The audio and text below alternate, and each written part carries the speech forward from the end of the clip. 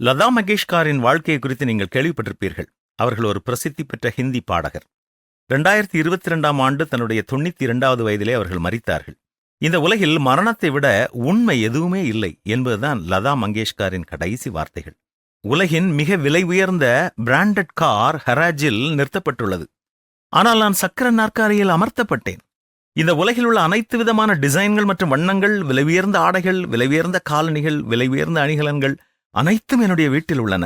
ஆனால் நான் மருத்துவமனை வழங்கிய குட்டை கவுனில் இருக்கிறேன். எனது வங்கிக் கணக்கில் நிறைய பணம் இருந்தாலும் எனக்கு எந்த பயனும் இல்லை.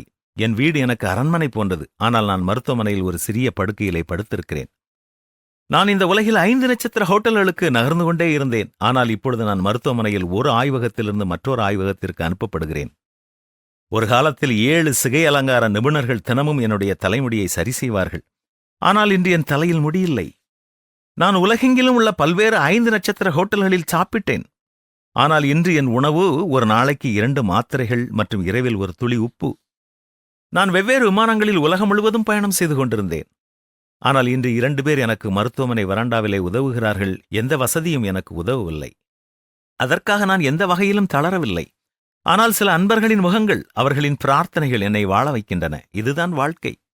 எவ்வளவு செல்வம் இருந்தாலும் கடைசியில் வெறுங்கையுடன் சென்று விடுவீர்கள். எனவே அன்பாக இருங்கள். உங்களால் முடிந்தவர்களுக்கு உதவுங்கள்.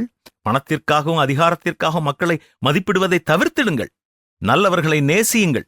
உங்களுக்காக இருப்பவர்களை நேசியுங்கள். யாரையும் புண்படுத்தாதீர்கள்.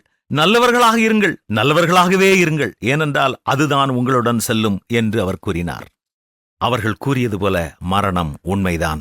ஆனால் அது மட்டுமல்ல, மரணத்திற்கு பின் நியாய தீர்ப்பும் நித்திய வாழ்வும் உண்டு என்பதுதான் பரிசுத்த வேதம் நமக்கு நினைவுபடுத்தும் சத்தியம். மரணத்தை குறித்து நாம் பயப்பட தேவையில்லை. மரணமே உன் கூர் எங்கே, பாதாளமே உன் ஜெயம் எங்கே என்று தைரியமாக நாம் கூறுவோமா?